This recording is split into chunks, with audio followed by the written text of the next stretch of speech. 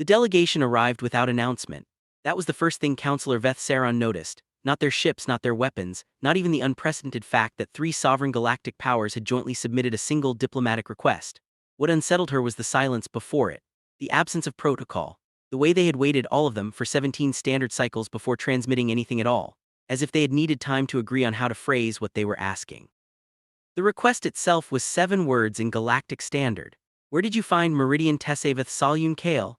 Veth Saron read it 4 times. Then she set it down and looked out through the observation port at the human station orbiting below, this small, unremarkable installation humanity called Threshold Junction, a refueling depot and way station that most galactic navigation charts still listed as optional. Beneath it, the planet humans called Reach 7, which most galactic navigation charts didn't list at all. She had worked alongside humans for 11 years. She thought she understood them reasonably well. She was beginning to suspect she didn't understand them at all. The story, as much as anyone could assemble it afterward, began 6 years before the delegation arrived. It began on a night when a freighter captain named Darrow Vasic made a decision that took him approximately 4 seconds and cost him the next 3 years of his life. Vasic was not a remarkable man by any measurement that mattered to the galaxy. He was 34 years old, compact and weathered in the way of people who have spent too long in ships with inconsistent gravity compensation. He had a license to operate single-crew cargo transports across the Outer Belt territories, a modest debt to a fuel cooperative on Station Meridian 9, and a scar along his left forearm from an incident he declined to discuss. His ship, the Constance, was 11 years old and made sounds during transit that its manufacturer would have found professionally embarrassing. He had no political affiliations, no military history, no documented contact with any alien species beyond the standard customs interactions at shared way station hubs. He was, in the language of every system that might have been watching, a nobody. The night in question, or what passed for night in the Outer Belt, where time was measured by cycle count rather than any star's position, Vasic was running a standard cargo delivery to a mining collective on Reach 7's northern pole. Pharmaceutical equipment, boring. He was behind schedule because the Constant's atmospheric compensators had thrown an alert 3 hours out, and he'd spent 40 minutes convincing himself it was a sensor glitch before accepting that it was in fact a genuine partial failure, and then another hour rerouting through a lower altitude approach that would strain the hull less. He was tired, he was frustrated. He wanted to complete the delivery, collect the transfer, and sleep for 12 hours. He was descending through Reach 7's upper cloud layer when his proximity sensors picked up the emergency beacon. He almost missed it. The beacon was running on a frequency that wasn't technically illegal but wasn't standard either, a compressed burst pattern that most automated systems would have filtered as background noise. His system had flagged it as low priority. He saw it only because he happened to glance at the secondary display while adjusting his descent angle. He stared at it for a moment. The beacon's signature suggested a life pod, single occupant. The compression pattern indicated the pod's power cells were critically depleted, maybe 2 hours of life support remaining, possibly less. The location was deep in Reach 7's eastern ridge system, which had no settlements, no infrastructure, and weather patterns that would be described charitably as hostile. Vasic looked at the beacon. He looked at his flight path. He looked at the delivery schedule and the fuel levels and the atmospheric compensator warning still blinking amber on his left display. 4 seconds. Then he changed course. He would think about those 4 seconds many times in the years that followed.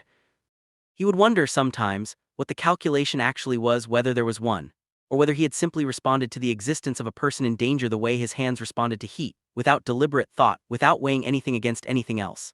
He was never entirely sure. He suspected the honest answer was that there was no calculation, that it simply hadn't occurred to him to keep flying. This was the first thing the delegation, 6 years later, did not understand. The ridge system was worse than the sensors suggested. Reach 7 was a marginal habitation world, technically breathable atmosphere, technically survivable temperatures in the equatorial and mid-latitude bands, but the eastern ridges were a geological formation that created their own localized weather systems, and those systems were in their active season. Vasic brought the Constance down through crosswinds that made the hull scream in ways the manufacturer definitely would not have sanctioned, and set her down hard on a shelf of rock 200 meters above the life pod's location. He suited up. He took the emergency kit. He climbed down in the dark through rain that was technically water but felt like it had opinions about him personally. The life pod was wedged between 2 rock formations that had probably saved it from rolling another 300 meters into a ravine. It was not a human design. Vasic recognized that immediately. The hull geometry was wrong. the port seals were in positions that made no ergonomic sense for human hands, and the emergency release was color-coded in a spectrum he could barely perceive. He spent 12 minutes figuring out how to open it. Inside was a person who was not human. She was roughly humanoid in the way that several dozen species were roughly humanoid: bilateral symmetry, upright posture, recognizable facial features in approximately the expected locations. But her skin had a faint, iridescent quality that caught the beam of his suit light strangely, and her proportions were subtly different, and her eyes, when they opened, were the color of deep water and had pupils that contracted horizontally. She was conscious, but barely. She said something he couldn't understand. She said it again, slower, as if speed had been the problem. Vasek looked at her and said, "I don't know what you're saying, but I've got warmth and water and I need you to help me get you out of there." She stared at him, her pupils contracted. She said something else. "Yeah," Vasek said, "we'll figure it out. Can you move your legs?" She could, barely. He helped her out and she was heavier than she looked, and the climb back up to the Constance took 40 minutes in conditions that would have been unpleasant on a good day. She fell twice. He caught her both times, which required him to grab her in ways he wasn't sure were acceptable but which seemed more acceptable than letting her tumble off a ridge in the dark. She made a sound when he caught her the second time, not pain, something else, something he didn't have a word for yet. He got her onto the ship. He set her up in the cargo bay with the emergency thermal blanket and the ration packs and the first aid kit, most of which was useless because he had no idea what her biology was, but which he left accessible on the theory that she might know what she needed better than he did. He checked her life signs as best he could with equipment designed for humans and got readings that were meaningless to him. Then he delivered the pharmaceutical equipment to the mining collective, because he was already there and there was a person waiting for it who needed it. And then he flew back to Station Meridian 9 with a passenger who spent most of the journey asleep, and who he fed protein rations and water whenever she woke up, even though he didn't know if either was safe for her, and she ate them without apparent harm. And by the third day of travel they had developed a crude working vocabulary of about 60 words assembled from gestures and drawings and the ship's basic translation matrix, which had been calibrated for 3 languages and none of them were hers. He learned her name. He didn't know then what her name meant. He didn't know who she was. He didn't know where her pod had come from, or why she'd been in the ridge system of an unlisted habitation world, or why she seemed. He noticed this but didn't know how to interpret it, deeply frightened of something that wasn't him, something in the direction of the stars she watched through the Constance, small observation port on the nights she couldn't sleep. He knew her name was something his vocal apparatus couldn't reproduce exactly, but that she accepted Mary as a reasonable approximation without offense. He knew she was someone's daughter. He could tell by the way she looked at the stars. Station Meridian 9 had a galactic relations office the size of a large closet staffed by a rotating cast of officials who regarded outer belt postings as professional purgatory. The official on duty when Vasek arrived with Mary was a woman named Counselor Vethsaron, who was 38 years old and had been on Meridian 9 for 4 months and was counting the days until her transfer with a precision that bordered on spiritual practice. Vethsaron was Thasali, one of the elder spacefaring species, diplomatic and meticulous, with a physiology that expressed stress through subtle chromatic shifts in the facial fringe. She was doing paperwork when Vasek came through her door with a non-human, non-registered individual who had no documentation and whose species she identified in the first 3 seconds with an expression that she immediately and with great professional discipline suppressed.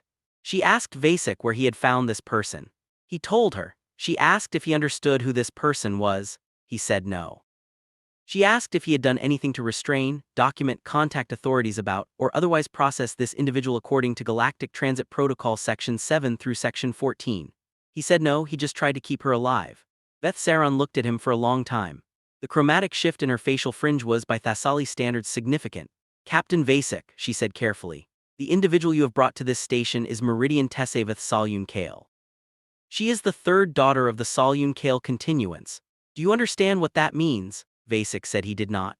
"It means," Vethsaron said, and she was choosing her words with extreme care now, "that her disappearance has been classified as a Tier 1 galactic incident. It means that 2 sovereign powers have been in a state of heightened diplomatic tension for the past 9 weeks because her whereabouts were unknown. It means that there are people, powerful people, who have a very strong interest in finding her, and some of those people have interests that are not aligned with her welfare." Vasek absorbed this. "So she was hiding," he said. "Yes. From that," Vethsaron said, "is a very complicated question. Is she safe here?" Another pause, the fringe shift deepened. "I don't know." Vasek looked at Mary. who was standing slightly behind him in the way she had been doing since they'd arrived on the station, not cowering, but positioned, as if she had made a quiet decision about where the safest place in any room was likely to be. She was watching Veth Saron with that deep water gaze, and Vasek couldn't read the expression, but it didn't look like fear. It looked like someone waiting to see what the other person chose. "Okay," Vasek said, "then I'll stay until we figure that out." He didn't say it dramatically. He said it the way he said most things, flatly, practically, as if he were noting a navigational decision. It was the same tone he used when he said the atmospheric compensator needed recalibration, or that they should probably eat before the jump because the trajectory was going to be rough, just a thing that was true. Veth Saron would think about that tone for years afterward, the complete absence of calculation in it. The way he had simply declared an intention to remain indefinitely in a situation that was not his, that he had stumbled into by accident, in order to be of some use to a person he'd known for 72 hours. The Thasali had a word for this kind of behavior. It translated roughly as irrational attachment to temporary circumstance. It was not typically meant as a compliment. The 3 weeks that followed were the part of the story that no one outside a small circle knew about. Vasek stayed on Meridian 9. He filed his cargo paperwork. He did maintenance on the Constance. He ate in the station cafeteria and was polite to everyone and very deliberately unremarkable. And in the evenings he sat with Mary in Veth Saron's station quarters, the counselor having made the pragmatic decision that the official Galactic Relations Office was the safest place on the station for someone who needed to not officially exist, and they talked. By the end of the first week they had something approaching language. By the end of the second they had context. By the end of the third, Vasek understood enough to understand that what had happened to Mary was not a simple kidnapping and not a simple accident and not something that resolved cleanly into categories he recognized. She had been taken, not by enemies. By her own political structure, a faction within the Salyun Kale continuance that wanted to use her as a negotiating piece in a succession arrangement she had not consented to, that her family's law technically did not permit, but that sufficient political pressure had been applied to make technically deniable. She had escaped. She had been alone in that pod for 19 days. The beacon had been a last option, low frequency and deniable, designed to call for help from anyone willing to break protocol rather than from anyone official who might be compromised. She had not expected anyone to answer it. This was something Vasek didn't quite understand until much later, what it meant that she hadn't expected anyone to answer. Not because she was cynical, but because the mathematics of it in galactic terms simply didn't support the possibility.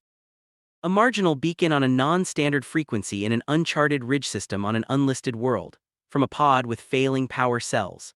The probability of a passing ship detecting it, of a pilot choosing to divert, of that pilot having the equipment and skill and sheer stubborn persistence to get down through those weather systems in a compromised vessel, was so close to zero that she had filed it as zero. She had been preparing herself in the quiet of a dying pod for the thing she had accepted as inevitable.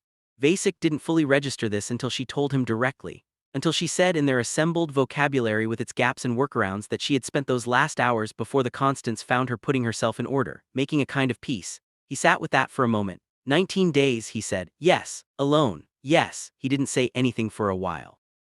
Then he said, "I'm sorry it took that long." She looked at him, her pupils contracted slowly. And then she said something that their working vocabulary didn't have a translation for, and she didn't try to explain it, and he didn't ask, and the conversation moved on. But she remembered it. She would remember it for the rest of her life, that particular human thing, that "I'm sorry it took that long," as if the failing had been his. As if the 19 days were something he personally owed her an apology for. As if his responsibility had begun not when he chose to divert, but at the moment she had needed help. She had never encountered a moral framework quite like it. Veth Saron arranged transport that didn't appear on standard manifests. She called in favors she had accumulated across 11 years of careful diplomacy, most of which she had been saving for something she'd imagined would be more personally useful. She did not ask Vasek to leave. She wasn't entirely sure why. She told herself it was because having a registered human captain provided legal cover for the movement. Humans moved through outer belt transit with less scrutiny than most species, partly because their political territories were still being charted, and partly because most galactic customs systems hadn't fully integrated human identification protocols yet. A human on a cargo manifest was boring. No one looked twice. That was the practical reason. The other reason she didn't examine very closely. She watched Vasek and Mary during those 3 weeks in ways she was professionally obligated to document and personally inclined to simply absorb. She watched a human man learn fragments of a language no human had ever spoken before, not through any formal method, but through the patient repetition of pointing at things and asking and trying and being wrong and trying again. She watched him notice when Mary was afraid, not from obvious signals but from subtle ones, the quality of her stillness, the angle of her focus, and respond by doing nothing dramatic, just staying present, just continuing whatever mundane thing he was doing, providing the specific human message that I am here and I am not frightened, so perhaps you needn't be. She watched him sit outside the quarters door for 6 hours one night when Mary was having what appeared to be some form of crisis, not intruding, not offering solutions, simply being available. She asked him later why he had done that. He said he didn't want her to be alone if she needed company, but he didn't want to assume she wanted company. She might just need quiet. Either way, he'd be there. Veth Saron wrote this down in her personal log with a note beside it that simply read, "Human attachment protocols remain poorly documented."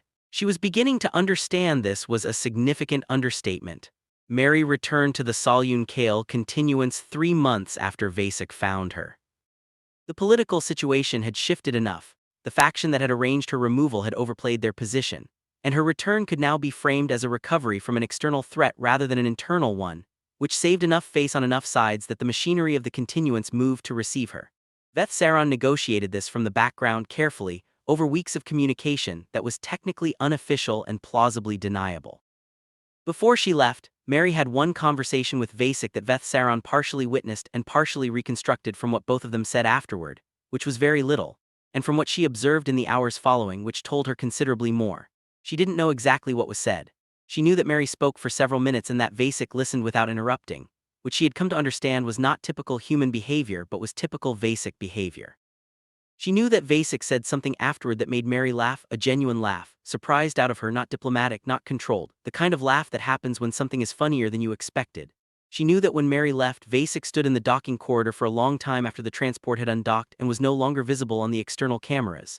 She found him there eventually. She didn't ask what he was thinking. She said, "She'll be safe." He said, "I know." "Veth, can I call you Veth?"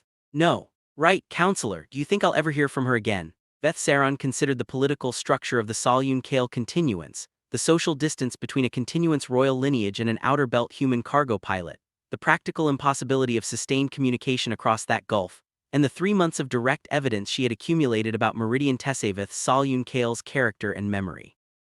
"I think," she said carefully, "that it would be very unwise to assume she will forget you." He nodded. He went back to his ship. He didn't hear from her for 3 years. 3 years was a long time by some measures and not long at all by others. The galaxy did not pause for it. The Solyun Kale continuance underwent 2 internal restructurings and 1 significant border negotiation. The Outer Belt territories where Vasek ran cargo saw the beginning of a mining expansion that changed traffic patterns and created new routes. Veth Saron received her transfer to a posting she actually wanted, on a station with a functioning cafeteria and a view of something other than refueling infrastructure. Vasek kept flying. He upgraded the Constance compensators finally. He paid off the fuel cooperative debt. He took on a second regular route that ran through a transit corridor shared with Thasali shipping, which meant he was occasionally crossing paths with Thasali crews who, unlike most galactic species, were beginning to have documented opinions about humans. He was usually polite and unremarkable, and he occasionally helped with minor things, a cargo calculation, a navigational consult, once an emergency medical situation on a Thasali vessel where their onboard automated system had failed, and Vasek had a human first aid certification that covered enough basics to stabilize the patient until proper help arrived. He did not think of these things as significant. They were filed in various galactic transit documentation systems as minor logistical footnotes. A human captain on a cargo route, incident reports of no strategic value. The kind of data that accumulates in archival systems and gets reviewed by someone 3 levels below the decision-making tier if it gets reviewed at all. Then the contact came, not from Mary directly. From a Solyun Kale continuance diplomatic courier, encoded, routed through 3 relay stations to obscure its origin, addressed specifically to Vasek D. Captain, Registered Operator Constance, Outer Belt Transit License 7741H. The message itself was formal, a continuance formal, which meant it was about 800 words longer than necessary, and contained 17 grammatical structures that existed specifically to convey social hierarchy without stating it plainly. Veth Saron, who was now on a different posting entirely and had no official connection to the situation, received a copy of the message through channels she would later decline to specify. She read it 3 times. Then she requested emergency leave and boarded the next available transport to find Vasek. She found him on Station Meridian 9, because he still ran that route, because he still had a regular delivery to the mining collective on Reach 7, because he was a person who kept his commitments.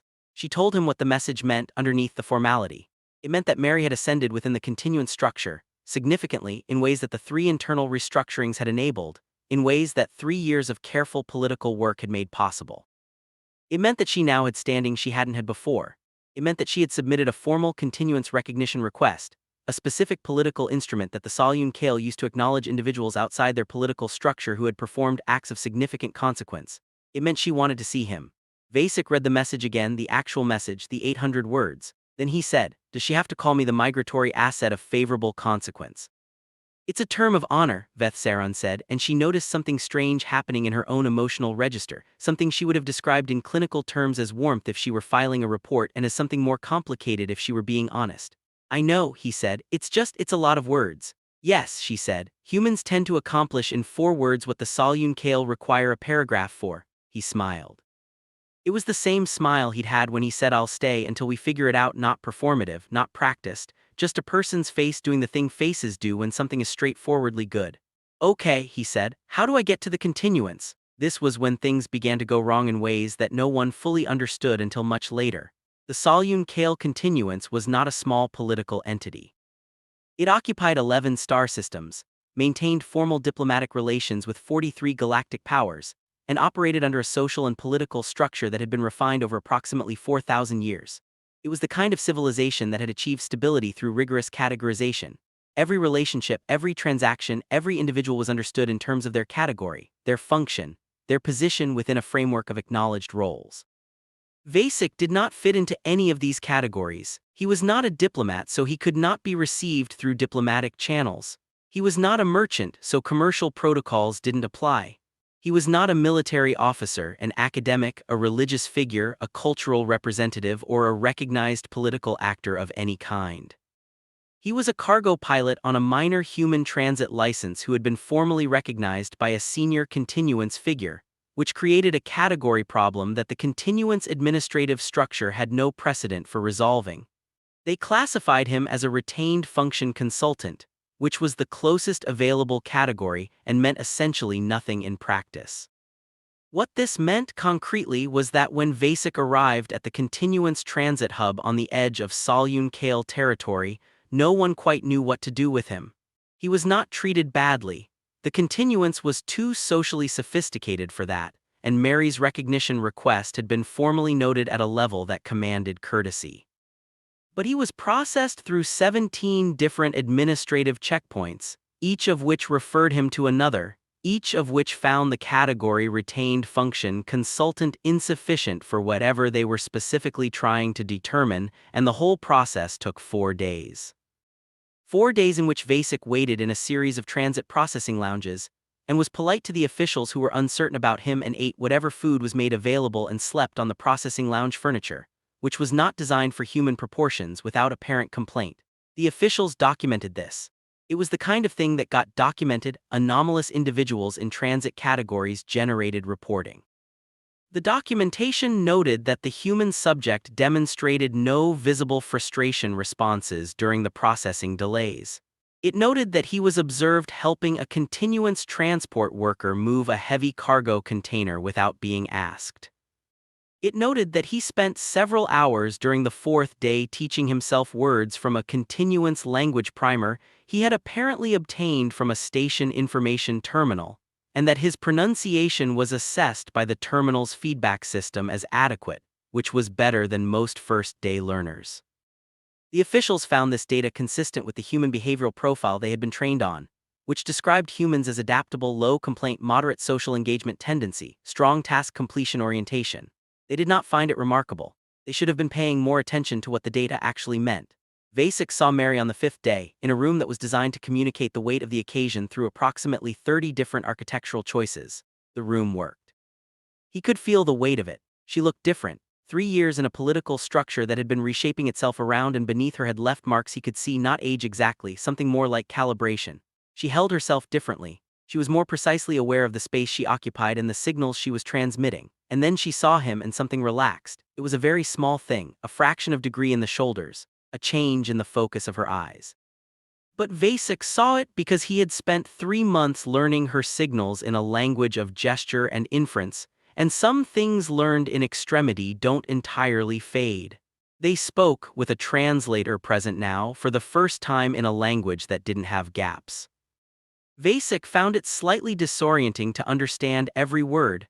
There was a specific quality of the communication they had built together in the inadequate vocabulary, a closeness that came from having to be understood through something smaller than language, and full translation felt almost too clear, like a photograph of something he had known in person. She told him what she had spent the 3 years doing, in terms that were partly political briefing and partly something more personal, explaining herself to someone she trusted to understand the difference between the political version of events and the true one. He listened. He told her about the constants and the new routes in the fuel debt and the Thasali medical incident. He told her these things the way he told most things, flatly, practically, as if they were navigational data.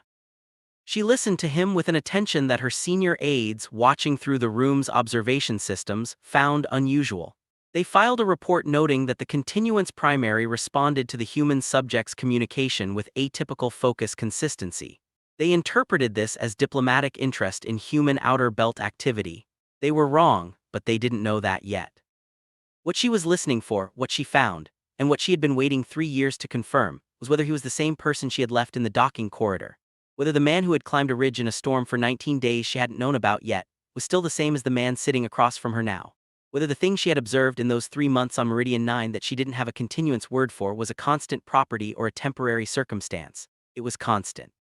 She had suspected this. She was glad to be certain. She told him on the second day of what became a 2-week visit the thing she hadn't told him before. The thing she had been in the pod thinking about during those 19 days. She told him what she had decided in the quiet of the failing power cells about what her life would mean if it ended there. What she had thought about, which was not, as he might have expected, the political structure or the succession arrangements or even the people she would have left grieving. She had thought, in the way that people think when the thinking has no more purpose than clarity, about what kind of person she had been, whether the answer would have been one she was comfortable with. Whether the year that led to the pod, the year of political maneuvering and compromise and choosing expedience over principle, represented who she was or a deviation from it, she had not arrived at a comfortable answer. Vasek listened to this without saying anything for a while. Then he said, "What's the continuance word for regret?" She told him. It was a long word. "Do you still feel it?" he asked. "About some things," she said. "Not the same things," he nodded. "That sounds about right," he said. She looked at him. "Do you ever feel it? About the things that brought you to that ridge?" He considered. "I feel it about some of my choices, yeah, not that one." "Not at all. I try to think of it the opposite way," he said. "If I'd kept flying, I'd have thought about it for the rest of my life. This way I only had to think about it once and then I knew." She was quiet for a moment. "That is a very strange way to think about a decision, is it? It treats certainty as more valuable than the cost, isn't it?" She had no answer that felt complete. She wrote the conversation down later in private notes that were not part of any official continuance record, in the private language she had been developing over 3 years for things that didn't translate cleanly into continuance formal structures. He left after 2 weeks. This was where the galaxy started to pay attention, though it did so quietly in the way of things that are noticed and not yet understood. Because Mary didn't simply send him away. She arranged his transit credentials herself, not through the administrative office that had produced retained function consultant, but through a channel that registered him under a specific continuance instrument that had not been used in approximately 400 years. The instrument was called Tessivar en Salyun, which translated approximately as acknowledged constant. It was a recognition category for individuals who had been formally determined to have a stable and ongoing positive relationship with the continuance's core interests, without being formally incorporated into the continuance structure. It gave basic transit rights through continuance space, equivalent to a diplomatic courier, access priority at any continuance-affiliated way station, and a formal standing that meant that any action taken against him by any recognized galactic power would require continuance diplomatic response. It had last been used for a continuance military commander, who had held a strategic position for 3 years against impossible odds to protect a civilian population. The continuance administrative office that processed the instrument spent a week in review before approving it. In their review documentation, they noted the precedent, the unprecedented application to a non-continuance individual, and the absence of any military action or strategic sacrifice in the human's documented record. What they could not find in any of their documentation was an administrative category for a person who climbed down a mountain in the dark. The years that followed were the years that the delegation eventually came to Veth Saron to understand. They were years during which Vasek continued to be, by every external measure, a cargo pilot on outer belt routes. He did not use his continuance transit rights to expand his operations significantly. He did not leverage his relationship with a continuance senior figure into political or financial influence. He continued to pay the Constant's maintenance costs and file his cargo manifests and be polite to customs officials and help Thasali crews with minor emergencies. But things had changed in ways that accumulated like sediment. The continuance transit rights meant that Vasek's cargo manifest was processed faster at certain hubs, which meant he picked up contracts that other pilots couldn't reliably deliver, which meant he was present at more locations at more times, which meant he encountered more minor emergencies, which meant more incident reports accumulated in archival systems. A Grenthari trade delegation, stranded by a navigational dispute, assisted by a human captain who mediated the dispute using a combination of Grenthari transit law, which he had looked up, and a persistent refusal to consider the situation unresolvable. The delegation filed a positive incident report. They noted that the human had spent 6 hours on the mediation without expressing any impatience. A Thasali vessel with a structural compromise, whose crew had determined that evacuation was necessary, and whose evacuation was significantly complicated by a docking failure, assisted by a human captain who docked manually in conditions that the subsequent safety review classified as outside acceptable operational parameters. 3 crew members who would have been lost in the evacuation delay were alive because of the manual dock. The incident report noted that the human had been asked afterward whether he understood the risk he had taken. He had said he understood the risk the crew was in, and that had seemed more relevant.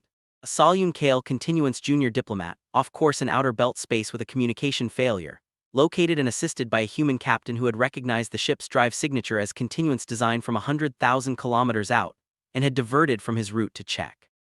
Each incident individually was a footnote, the kind of thing that happened in the outer belt, where infrastructure was thin and people helped each other because the alternative was worse.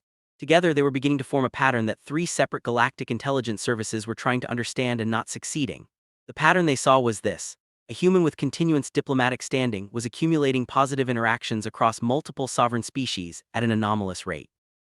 The accumulation showed no strategic logic. There was no visible campaign, no political goal, no resource acquisition. The human appeared to be simply moving through the galaxy, encountering problems and solving them, and then continuing. One intelligence service concluded he was a covert diplomatic operative. They surveilled him for 8 months. They found no evidence of any organizational structure behind his activities. They found, instead, extensive documentation of cargo deliveries, maintenance logs, and a truly remarkable number of incident reports, all classified under the same basic narrative: human present, problem resolved. They filed a report concluding that their initial hypothesis was incorrect, and that the subject appeared to simply be a person who helped people.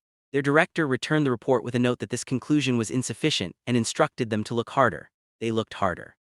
They found the same thing: a person who helped people. The director found this deeply unsettling in a way he was not able to fully articulate in official documentation. The delegation arrived at Station Meridian 9 6 years after Vasek had climbed down that ridge, because that was where his registered address remained, the fuel cooperative, the familiar route, the station he kept returning to because it was where the Constance had her regular maintenance slot, and because, if he was honest, he still thought of it as somewhere between a home and a waypoint. 3 sovereign powers, 7 officials, the request in 7 words.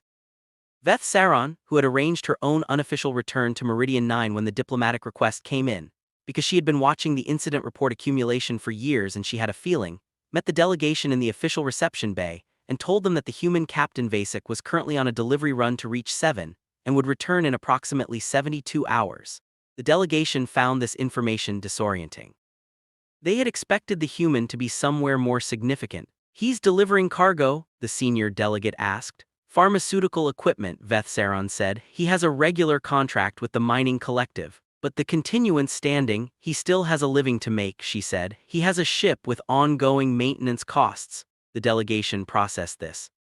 Several of them exchanged looks in the way of people who have been handed a data point that does not fit their model and are not sure whether to revise the model or the data point. "What is he planning?" the senior delegate asked. Veth Saron considered the question.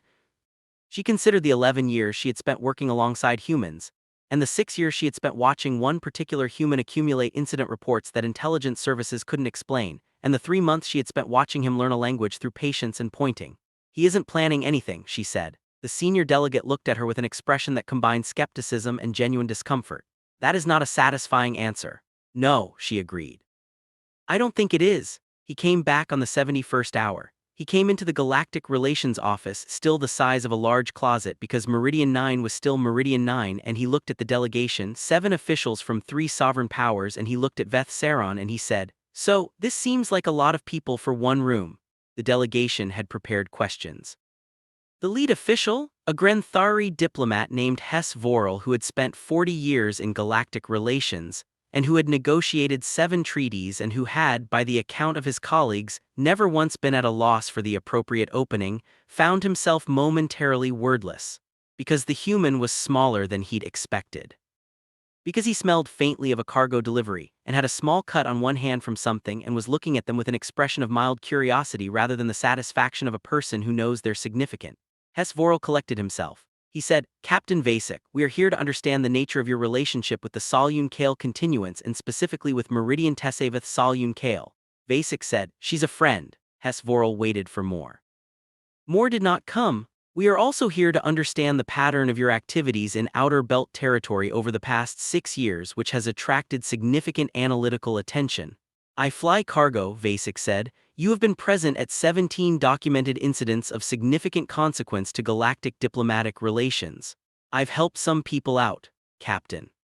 Hess Vorel set down the data pad he had been holding, which was a gesture of deliberate informality that he used in negotiations to signal a shift to directness. "We are not here to accuse you of anything. We are here because 3 sovereign powers have independently concluded that something is happening in the Outer Belt territories that we do not understand, and every data thread we follow comes back to you, and you are apparently a cargo pilot who occasionally helps people. This does not compute." Vasek was quiet for a moment. He glanced at Veth Saron. She made a very small gesture, something close to "you could explain if you wanted to." He looked back at the delegation. "What do you think is happening?" he asked. "We believe," Hess Vorel said slowly, "that you may be operating as a deliberate point of galactic influence on behalf of the Solune Kale continuance. We believe your activities have been systematically cultivating diplomatic relationships that benefit continuance interests. We believe the incident reports are a pattern, not a coincidence." Vasek considered this for a moment. "That would be pretty sophisticated," he said. "Yes, I don't think I'm that sophisticated," he said. "Then what are you doing?" The silence lasted long enough that Veth Saron became aware of the quality of it, not uncomfortable, not evasive, but genuine. A person actually considering whether they have an answer. "I'm flying cargo," Vasek said finally. "And when I run into something I can help with, I help. That's really it." He paused. "I found a person in trouble once and I helped her. She turned out to be someone important, but that's not why I helped her. I helped her because she was a person in trouble." Hess Vorel looked at him for a long time. The other officials were also looking at him. The quality of their looking was not skeptical anymore, it was something else. Something closer to the beginning of a realization that felt like ground shifting underfoot. "You have continuance transit standing equivalent to a diplomatic courier," Hess Vorel said. "You have positive diplomatic incident documentation across 4 species and 7 sovereign territories. You have been present at enough significant moments in Outer Belt politics that our analysts have spent considerable resources trying to identify your controller." "I don't have a controller," Vasek said. "We know that now," Hess Vorel said. "That is what concerns us." Veth Saron watched this exchange with the careful attention of someone who had known for years that it was coming. She watched the moment when Hess Vorel finally said the thing he had been working toward, the thing that was the real question underneath all the other questions, the thing that had brought 3 sovereign powers to a storage closet-sized diplomatic office on an optional refueling way station.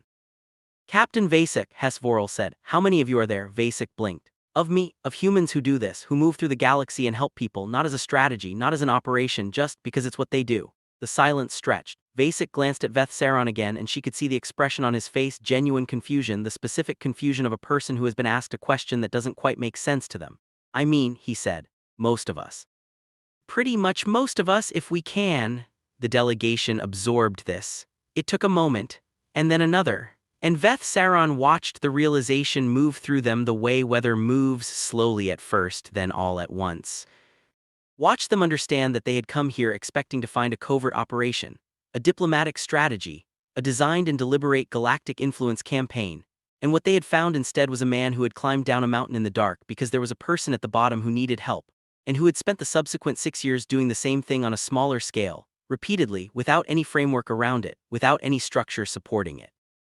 without any expectation of recognition or consequence, just because it was the thing to do when a person needed help. And he was not unique, not a designed asset, not a selected operative, not even from his own perspective particularly remarkable, just a person who did what he could when he could do it. And there were billions of them. HFY looked at Veth Saron. His expression was the expression of a man whose model of the universe has just revealed a structural flaw that goes all the way down. "Counselor," he said quietly, "how long have you known?" "I've been working alongside humans for 11 years, she said. "I started suspecting in the first week."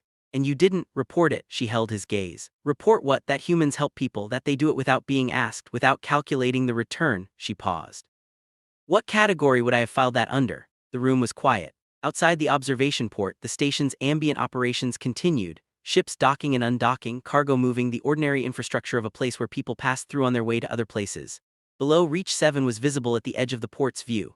A small planet, unremarkable, unlisted on most navigational charts, where a man with a compromised atmospheric compensator had heard a beacon and changed course. Vasek was looking at the delegation. His expression had settled into something that was not quite comfortable and not quite concerned, the expression of a person who has realized that the conversation is about something larger than the words being used and who is not entirely sure what to do with that. "Is she all right?" he asked. "Mary, whatever you're here about, is she all right?" The delegation looked at him, at the fact that this was, clearly, the thing he most wanted to know.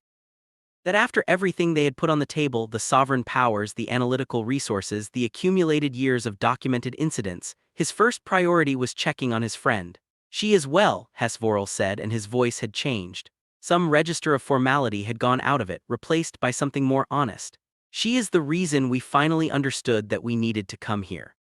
She has been advocating in continuance forums for a formal framework for human outer belt activities. Not because she believes humans need oversight, because she believes they deserve acknowledgement."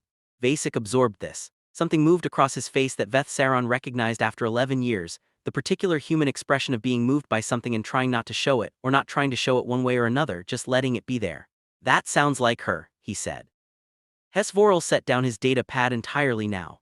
He looked at Vasek, and then at Veth Saron, and then back at Vasek, with an expression that had moved all the way through the long arc she had been expecting, from dismissal through confusion through concern through something that was not fear exactly, but was adjacent to it, and was becoming something else. "Captain," he said, I think the galaxy has been measuring the wrong things about humanity for a long time."